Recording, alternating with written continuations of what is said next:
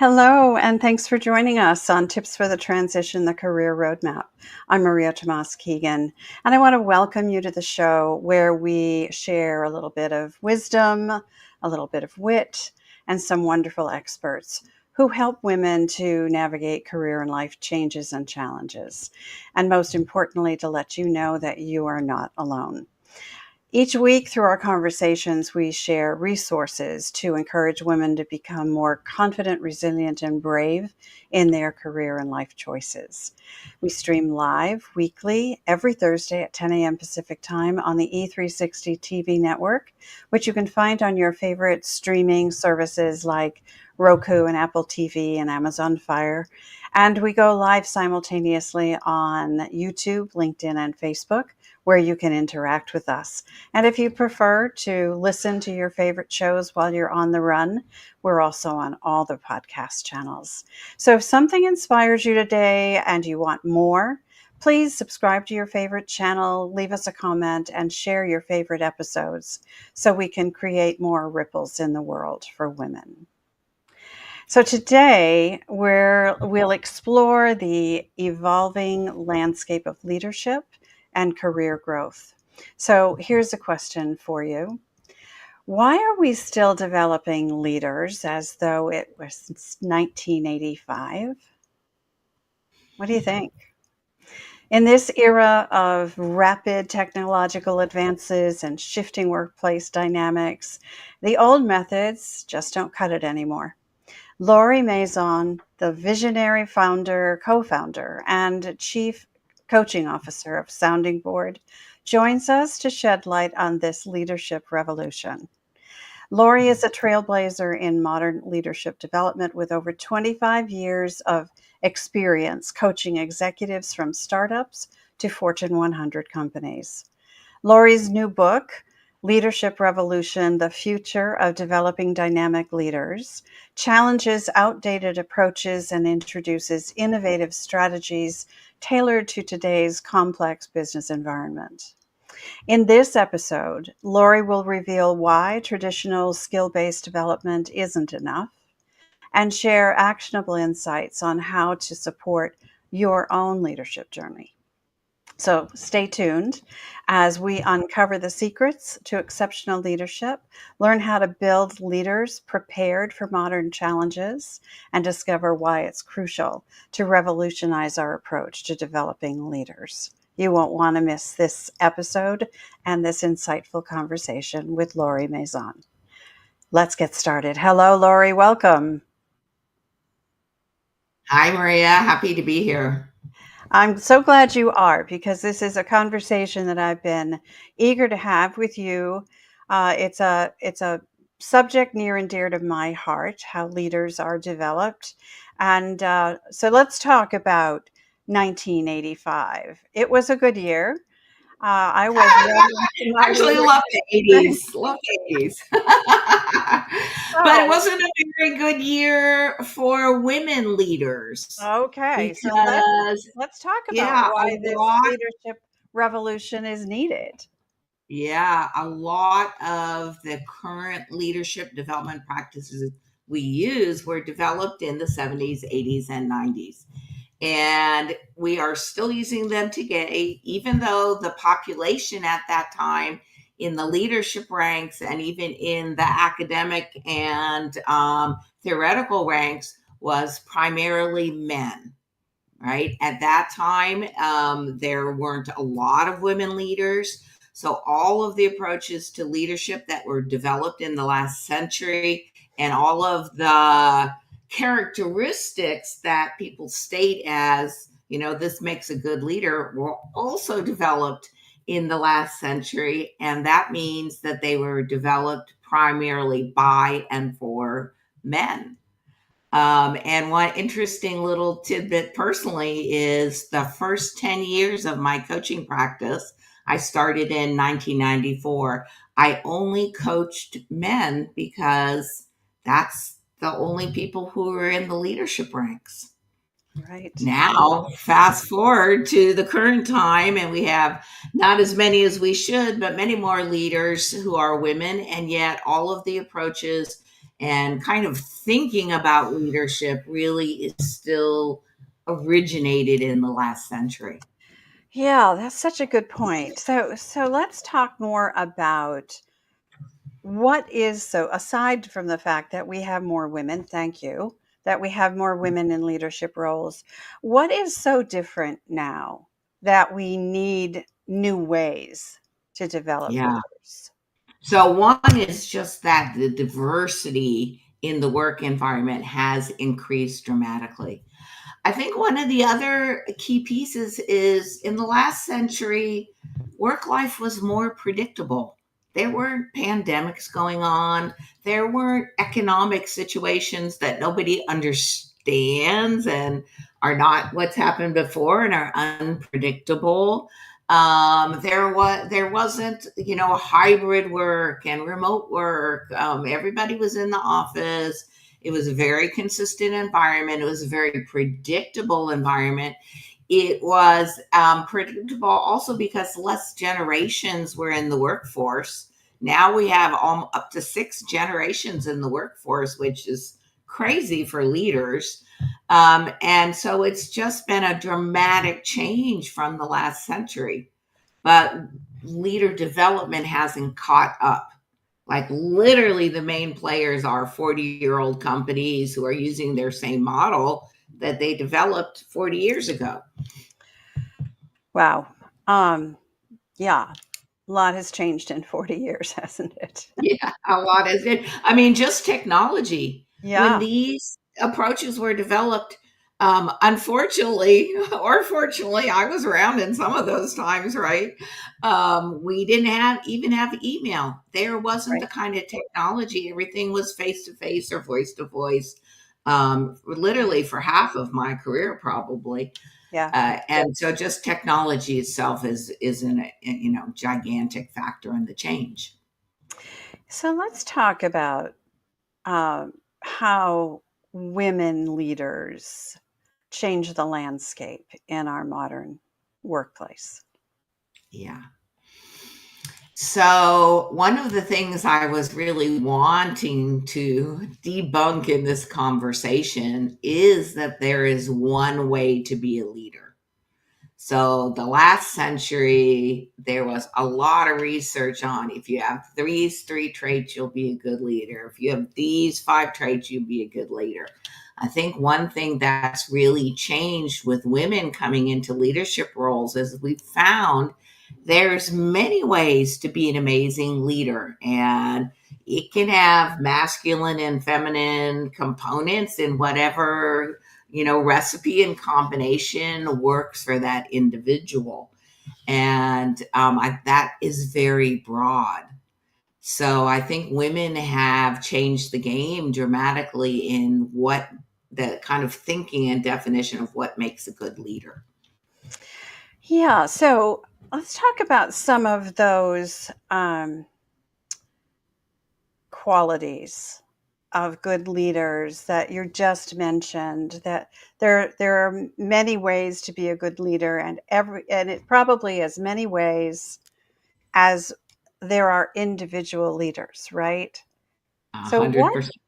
right? Am I right about that? You are right, because look, if there was one like formula for being a good Yeah. leader, everyone would just do it and everybody would be a good leader. But And it's just and at more 40 complex. and 40 years ago there was thought to be that kind of formula, right? There was. And it Right. would have been easier to have a formula back then because the environment was so much more predictable. I love that you mentioned that, the predictability of the environment back then versus today when things are changing so fast. Yes. When things like a global pandemic hit us and cause everything to be turned upside down, and we Yeah. had to rethink everything we do and how we do it and who we Yeah. do it with, Yeah. right? Yeah. So so And you can see the impact too, right? You just every day in the news, some very much older company is going out of business, right? All the restaurants who have been around for 40 years, 100-year-old companies. And the reason is they're just not responding fast enough to all these changes in the environment. They have all that legacy operation in place that's really difficult to change quickly. So now we're getting to some of the characteristics that are required today. And one of them is to be adaptable. Yes. Yes. Right, Adaptable, and adaptable in a deep sense of that, right. right? Being mentally adaptable, being curious about what are new ways of doing things that, could advance your role, company, industry, right? Being adaptable in the way that we're interacting with others, because if you have 6 generations in the workforce, the way you interact with one generation may not be helpful in interacting with another generation. So it really requires that adaptability to have breadth to it. Right. And also I deal with, I'm a transition expert, so change is a big deal for me, and the way we embrace change, not just accept it, but literally embrace the new challenges that come our way. That's Yeah. another quality that we need to have.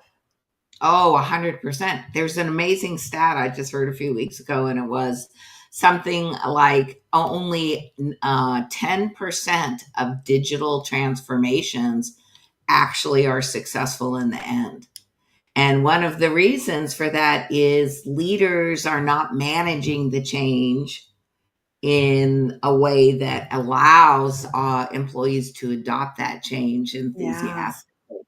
Yeah, so often the companies will put a lot of money and people around the digital part of it, but not address the human part of it, which requires leaders and leader development and ways of managing change that work for the employee base.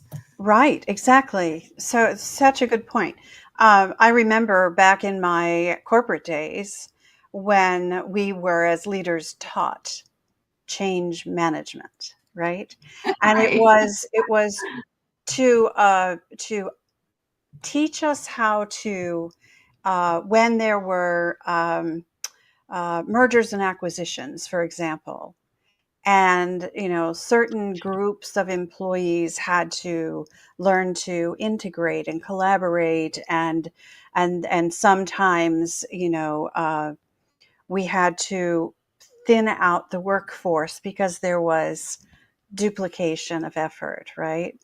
Right. um, those that's different today, this idea of change management. Well, I'll tell you, change management is like a skill. They taught it to you as a skill. Right. And I was actually in my previous work also involved with a lot of large corporate mergers, and have found most of those also to be really unsuccessful. One of them that I was involved with, which is a 100-year-old legacy company and a startup in the telecom business, and in the end, the acquiring company actually wrote off completely the acquisition because they were not ever able to integrate, and it was just a lot of time and money spent without value. Right. So yes, it didn't work that well then, and it's still not working that well now. So what we always talk about is finding ways to combine sets of skills. We call those capabilities. So not just one skill, but when the environment's complex, you have to draw on multiple different skills to be successful. And then the next level is developing your capacities, which is how do you apply all those skills and capabilities in this moment, in this context, in your own approach and authentic leadership style? And that's really what's going to, create the success. But you see, it's like this layered stack of development you need. And most companies, especially in the middle manager ranks, only think about skills. And Right. skills are just, again, skills are great. You need them, they're foundational. They allow you to be functionally successful. but you're going to have to go way beyond skills to really be a successful leader in the current environment. I, I love that you're talking about how complex this has become, Yeah. so that we need with different qualities in our leaders to be able to successfully navigate all of this. So let me Yes. ask you a question. Just comes to mind. In your experience, are women more able to adapt in this environment that we're in now than men? I hate to be, um, pigeonhole anyone, but I'm just thinking about the Well, the qualities we have as women usually work better in this kind of a fast changing environment. I think yes and no. Yes Okay. and no. So on one side, 100%, and one of the reasons is because men have been in the traditional leadership roles. They learned all of this in the last century, and now they're 50, 60, even 70 years old and still operating in what they learned that no longer works. So I think a lot of the older leaders are not being very successful and also not being able to come along with technological advancements very well either. I do think both genders and any ones you want to have in between can be successful as a leader. And I want to make this distinction between qualities and capacity. So, Hmm. a quality is something that is part of who you are, it comes with you. You're a nice person or you're a something person, but we're talking about how you are operating as a leader. And capacities are something anyone can develop, and they can develop it in a lot of different ways because it's a capacity. It's almost like never done. You can always continue to increase your capacity over time. And those capacities are going to look different depending on what your personal qualities are, right? If you're extroverted or you're introverted, it's not going to look the same way to the people around you, but either way can be equally successful. And I have like a little interesting story in the book. It's a CEO actually whose board told them he wasn't charismatic enough because back in the 90s, being charismatic, and even now we have like Elon Musk and people who are, always out there in the press. Charismatic was the way to be a leader. And when he tried to be charismatic as really a more analytical style introvert, he freaked everybody out. This is how he got in coaching. Like they thought he was having a substance abuse problem because it's like his personality changed, right? And so I came in, I just let him know, no, you don't have to be charismatic. Let's double down on the strengths you really have and make those the visible ones. And much to his relief, and he did that and was super successful. So Yeah. there isn't just one way to be a leader. Right. You have to find your way and then just keep deepening these capacities, the adaptability being one of them, so that you're prepared for anything that could come, and especially the things we can't even imagine that are probably going to come next. Yeah. Yeah. So I love that you said double down on what you're good at, right? What you're known for, your capacity to be a leader. Uh, be be you, right? Yeah. Be you and find your way Yeah. to developing um, respect, authority. I mean that in the best way, Yeah. and the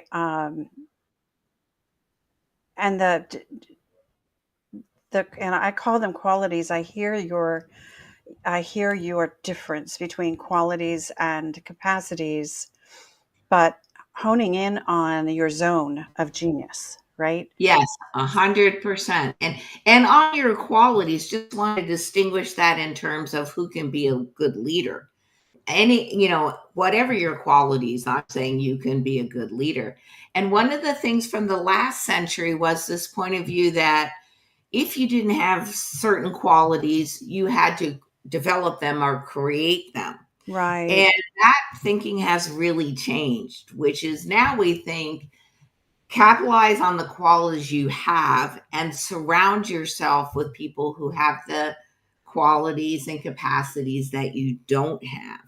There you And I go. think for women specifically, the trend, the generalized trend is women tend to doubt themselves more and think they're not good enough more than men.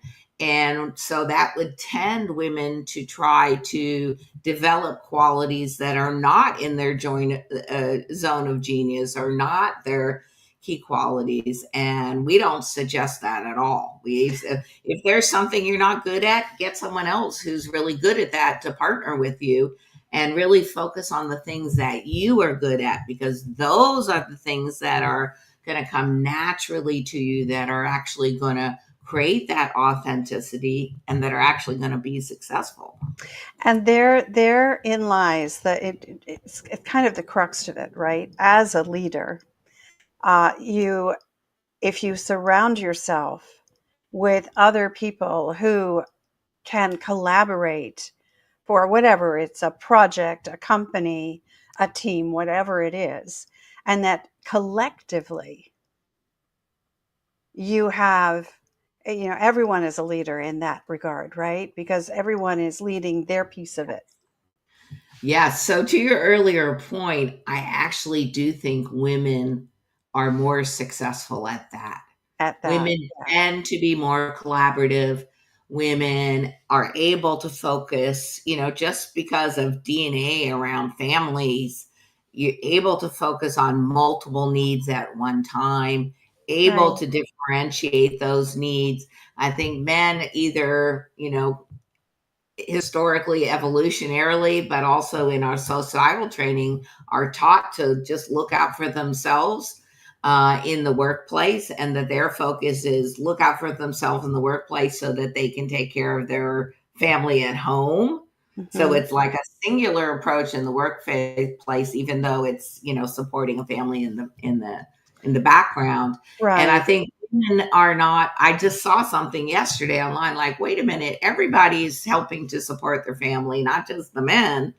But I think women, it's just a whole broader perspective. Those same ways that women support families work really well in the workforce, and supporting teams and collaboration and Right. coming up with ideas that go beyond what one person can think of.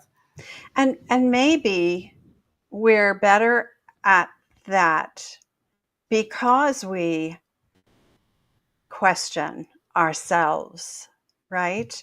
And we are more willing, I think, to admit that we don't know everything. And we want to surround ourselves with people who can help us, Mhm, answer the unanswered questions, so to speak, mhm, mhm. and create a team that is powerful Right. because of the individual capacities, capabilities, skills, and qualities, all of those things, right? That we Yeah. bring together. And I I think think women do that better for I sure. think women are more naturally development oriented, right? Because if you're growing a child, you can grow a child. That's what I always say about myself. I love growth. I love growing a child. I love growing leaders. I love growing an organization. Like, those skills are easily transferable. If you are thinking about the growth of the individuals on your team or in your organization, and you are growing those folks, obviously your organization is going to be more successful than if you're just thinking about yourself. Right. And even your own growth, or more maybe keeping your positional power or your authority or something, that doesn't go very far towards a successful organization. Yeah. Yeah. So I think that's so true. Yeah. So let's talk about skill based development for a moment. We touched on that. Why is it not enough? Because it's just too generalized. right? If like I started my corporate career in training and development, and we used to teach all kinds of leadership skills and interpersonal skills. And, we had all these formulas and all kinds of things. They were all good. They were useful. For some people, it was like very insightful. But when it came to the end of the training day, people would always want to know, wait, how am I actually going to use this?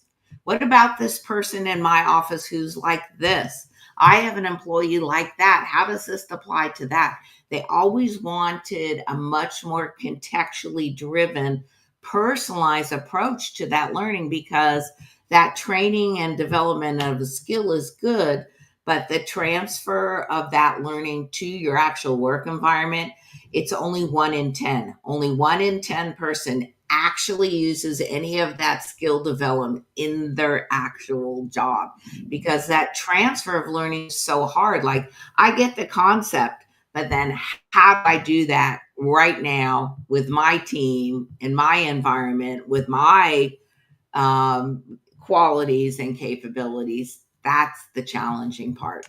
And that's Yep. why we're really advocates of coaching, because coaching, leadership coaching, group coaching, mentoring are all ways to help take those skills that you're gaining and raise them up to be capabilities, like using multiple skills then together that are actually successful, and then to a capacity where you're doing that in a unique contextual environment.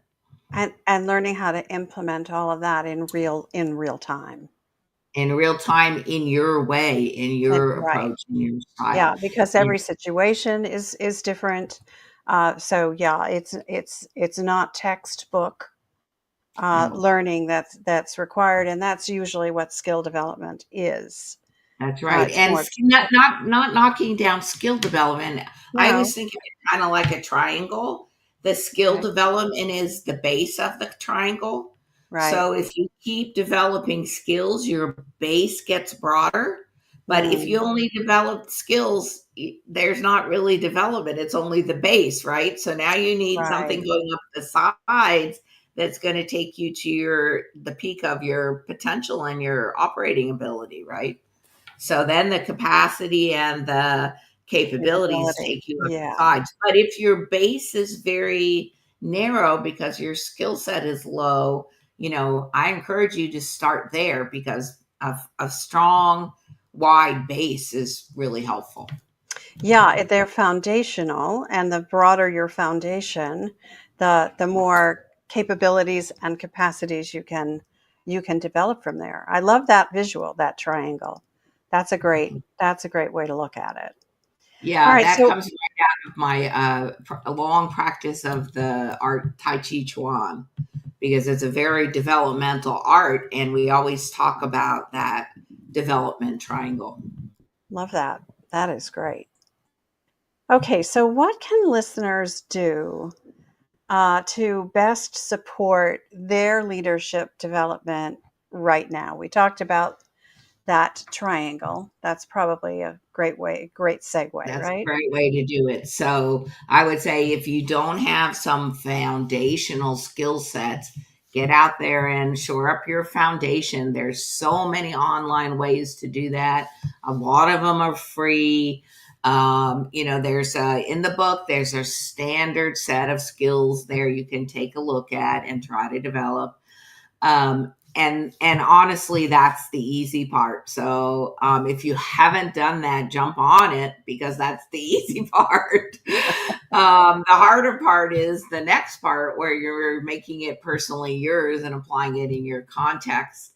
And it really helps to have a mentor, a coach, a peer group, somebody that's helping you sort this out. And the reason that's important is to advance up the sides of that triangle. You have to change the way you're thinking about things. And everyone kind of gets this, because look, if you are an executive of a company and you are thinking about things the same way you were when you were a new manager, you have to know you're not going to be successful. So each level of leadership requires a new way of thinking, and it takes a lot of work to change your kind of inherited and ingrained beliefs and ways of thinking. But to advance as a leader, you have to change those ways that you're thinking and then attach new ways of operating or new behaviors and action to that thinking. And what's really cool when you do that, when you change your mindset, change your thinking, and then add new behaviors to that, that sticks over time because there's no dissonance between how you're thinking and what you're doing. Like if you think about like going to the gym in January, you're like, woo, I'm going to go to the gym and lose weight and get in shape. But nothing changed in your thinking. And then if you go to the gym in March, you'll see nobody's there because Right. that behavior didn't stick over time. So the way behavior sticks, the thinking has to match the behavior. And now you have something really powerful that doesn't fall off under stress or under duress or under overwhelm. That is such a good tip. And your example of the way we think as new managers versus the way we need to think as we whether we take a squiggly road up or we take a ladder up. uh, it's like the forest for the trees, right? We have to become big picture thinkers.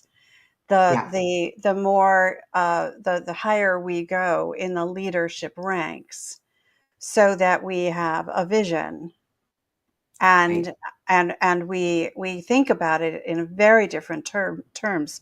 The aperture just opens up for us when we get Right. there, and Right. when we Exactly. start thinking like that, then our behavior inherently shifts. Hmm. So I love Well, I love that that's when it gets yeah. to be sticky. I Yeah, love that's when it gets to be sticky. I think one other kind of almost more like a piece of advice for women is something I talk about in the book. I called it power matching. I think women kind of struggle a bit with how to manage power, even with other women sometimes, but especially with other men. And sometimes women get a bad name because they overcompensate in some way, like they try to overpower other people. And it. when they're overpowering other women, that becomes some story about how women are not supportive of each other, which I don't agree with at all. Um, so this concept for women of power matching, you don't want to underpower, which is kind of the traditional view of women. They're too submissive, too passive, not quote taking the reins. But you also don't want to overpower because when you overpower somebody or other teams, those parties react now. And you might know just the basic fight or flight, they're either going to run away from you or they're going to push you back. So finding this like little sweet spot where you're really like face to face, you're not over top of somebody, you're not underneath of somebody, but the power is equal, and it doesn't have to be equal in the structure of the organization. I'm talking personal power, your interaction with another person and that power dynamic. I think that causes a lot of women a lot of trouble. So, kind of starting to figure out ways to balance power with others and not try to get things done by overpowering others and not try to make other people happy by doing what they want without adding in, your expertise, but finding that really nice place where the powers equalize between you and others. That also works really well for the organization. Like Yeah, infighting, political infighting, and power mongering, it kills organizations. yeah. I've been in situations like that, Yeah. and I can hear a couple of my clients asking me, as they're listening to this. So I'll ask you. So How do you do how that? how do we recognize when we're in a situation? So awareness is the first thing, right? Right. Recognize that we're in a situation where the power needs to be matched better, so that we Mhm. are bringing ourselves to this level, not taking it over the top, not allowing the other. So how do we do that? How do we Mhm. recognize it, that it needs to happen, and how do we do it? Yeah. So, as you mentioned, self awareness really is the key. So, you have to really monitor your own response to things. I am 100% sure if I asked anyone listening, what's your internal, your physical, your internal, your mental reaction when someone is trying to overpower you, I am pretty sure you all recognize that right away. There's actually a physiological response, different for different people, but you can get familiar with that. So when you feel that, you'll be like, "Oh, someone is trying to overpower me." And then the flip side, right? Whether you're the person being overpowering, you also have to have some of that internal awareness. And on that side, people are less familiar with that. So that often looks like trying too hard, right?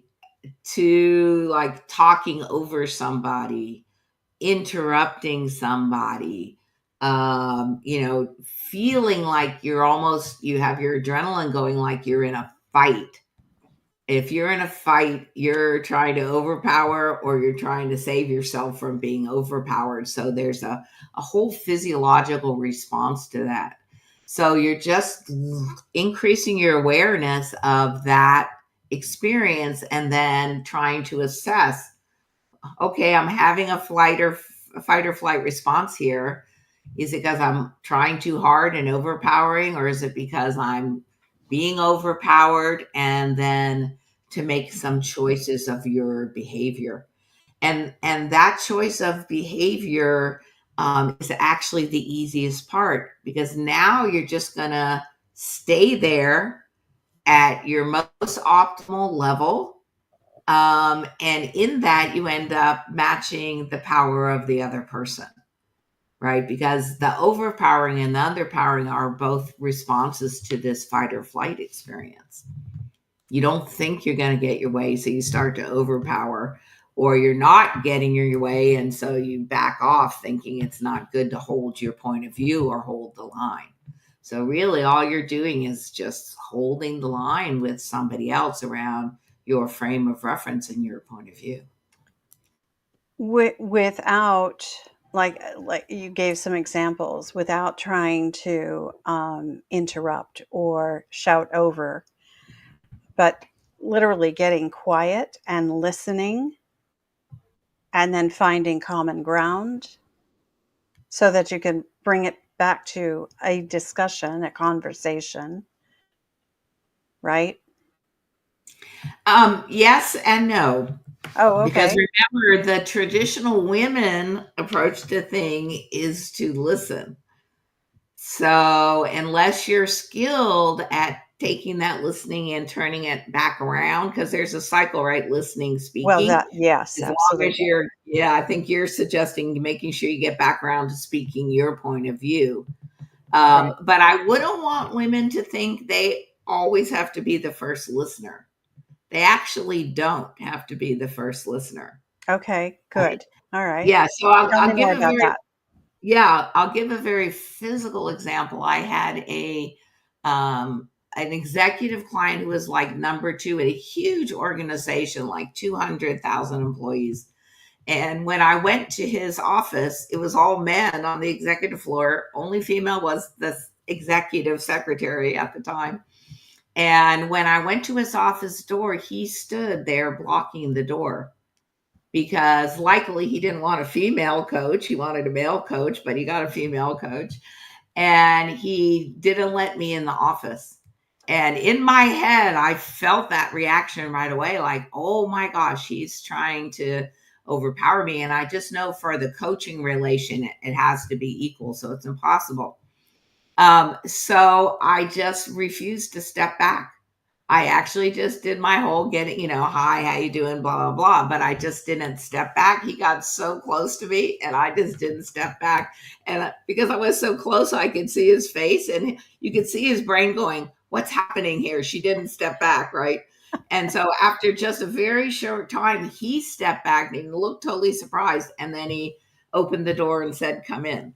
And it was really like this, almost like nonverbal power matching. Like, nope, yeah, I know he's the head of the company, right? So he can overpower anyone, but no, you can't, right? I can't be overpowered, but I'm also not going to overpower you. I didn't try to barge in or say Right. anything to him about it. I just held my ground. So sometimes just holding your ground is all you need to do. And that may be listening, and it may be speaking, and it may be not saying anything. Right. Okay. All right. Great example. Thank you for sharing that. All right. So let's peel back the curtain just a little bit. What is the secret, in your experience, to exceptional leadership? Yeah, I surprisingly, I'm even surprising myself. I kind of would say there isn't a secret really, because that would suggest there's again one way to do things. But I do think there is a secret, and I call this secret your internal compass, or sometimes I call it central equilibrium, which is like being able to stay upright no matter what force is coming at you. And the easy way to think about this is you are the eye of the storm. So if you've ever seen those pictures of like a big hurricane, all the wind and rain and all that stuff swirling around, but right in the center is a calm place. And when planes fly through that place, it's actually sunny and there's no wind or anything in that place. So being able to develop this eye of the storm capacity, this internal compass for yourself, really is the key to exceptional leadership. And that's because at that level of leadership, everybody wants something from you. Your board wants something from you, your peers want something from you, your direct reports want something from you, Wall Street wants something from you, your family wants something from you, like everybody wants something from you. And it's very easy to just get knocked over and kind of feel like you're always just getting pulled around meeting everybody's needs. So finding that internal place for yourself where you're stable in yourself and you're calm and you can assess all of these needs and respond and make your choices about where you put your time and attention. Mm, I love that. Think of it as the eye of the storm. Yeah. Yeah, that's a beautiful image for me, because that place of calmness is one of the things I aspire to achieve always. Um, it's not easy when No. you're being uh, buffered from all angles, right? You're being buffered Right. around, and yeah, so keeping that internal groundedness, right, that we need Right. to have in order Right. for us to. So I love that. That is the secret. That is the secret. That's the secret. And you see how that's not really, in a way, you might call that a skill, but it's not really a skill because it'd be very hard to learn that from watching some kind of training program or even being in Yeah, a training program. It's yeah, really something you develop over time that just serves you very well. Yeah. yeah, and there are many atypical trainings that are not what we would call necessarily leadership development training, but there are lots of ways to learn how to center yourself and get calm within yourself, and stay in that place. Meditation Yes. is just one of them, right? Yes, Um, absolutely. So it's more capacity building. yeah, Meditation is fantastic tool for capacity building. Yeah. Okay. Love that. All right. So, are there some ways to develop prepared leaders to face the current challenges we have in this environment we're in, the business Yes. environment, the world environment?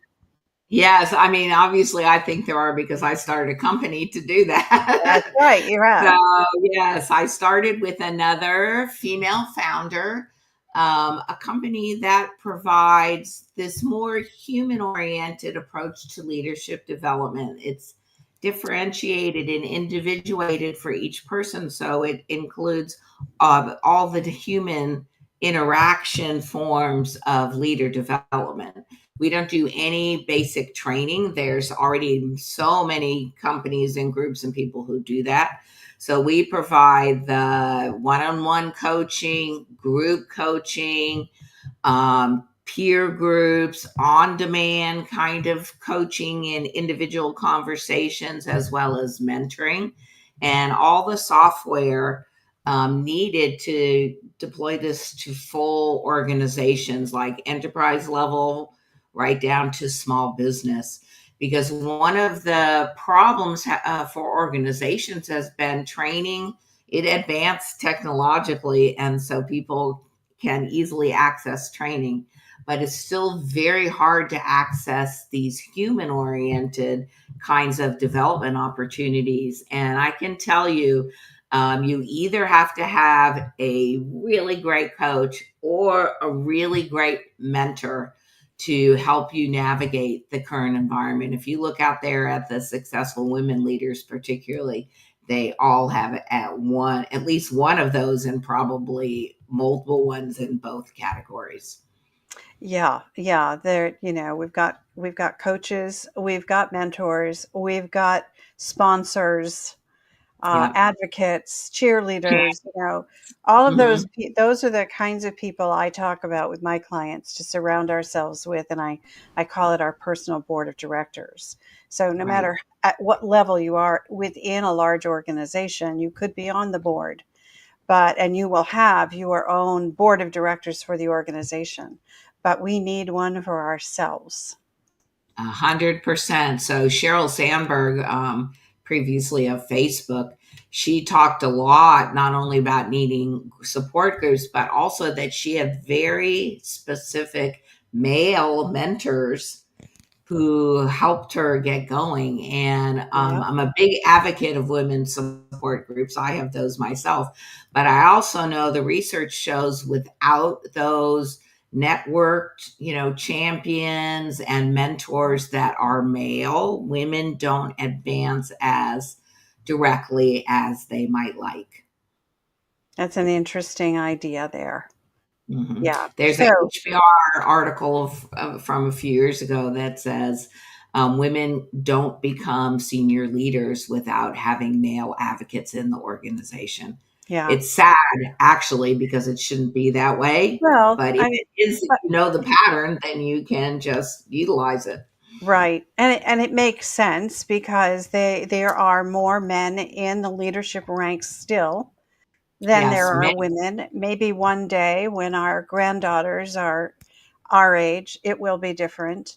But yeah, that makes sense. And having uh, you know the men who support women and their advancement into leadership roles and teaching them. But I think we also have to have the balance of both men and women that surround us. Well, um, 100% as a bottom line, I think you hit the nail on the head, which is and being a women founder with another woman, I could say no, you should just have all women, but I find women and men together are complementary. right, We know that in our personal lives, we forget that in our business lives. right. But I have found organizations with only women have unique problems, organizations with only men have unique problems. What works well is men and women together. The blend, yeah, because we can Yeah, learn from each other, we can teach each other, and when right, we are open to all of that, right, that right. makes the perfect combination.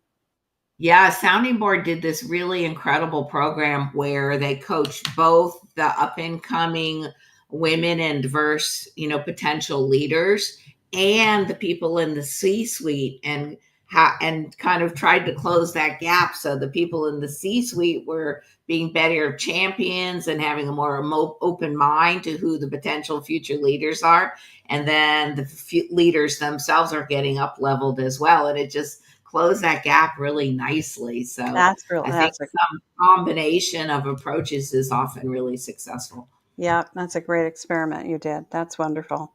All right. Well, I would love to chat with you more, but we got to wrap things up here. So, Lori, just help me wrap this up for people. What are the key takeaways that we should walk away with today? I'm going to say it kind of generalized, and hopefully you'll have remembered some of the detail from the conversation. But I would just say number one, as a woman and as a woman leader, keep growing yourself, right? It's just continuous process across your whole life. I had a private practice for more than 20 years. And when I quote retired from that, I had no idea it was then going to found a venture backed startup. So just keep growing, and you new opportunities and new things will come to you. I think the second is you can do it. Women are amazing leaders. You don't have to be a man to be a fantastic, exceptional leader. So you can do it, and then make sure you get the support you need so that you really can do it, because no one can do it alone. You really do need, the village around you helping you out. Yeah, it does take a village, doesn't it? In so It many takes things in our a village. lives. Yes, yes, yes. Absolutely. Lori, I know that people are going to want to learn more about you and get your book, and we will have, a bunch of links in the show notes to do that. But let's share with the viewers the one best way for them to connect with you. And you can also connect with me on LinkedIn. Mine is at Lori Mazan. Surprisingly, I'm like the only Lori Mazan on there, so you can always find me. Okay, and soundingboardinc.com is your website. So again, Lori, thank you so much for being here. I really appreciate that you shared your brilliance with us and lots of great insights and tips. Thank you.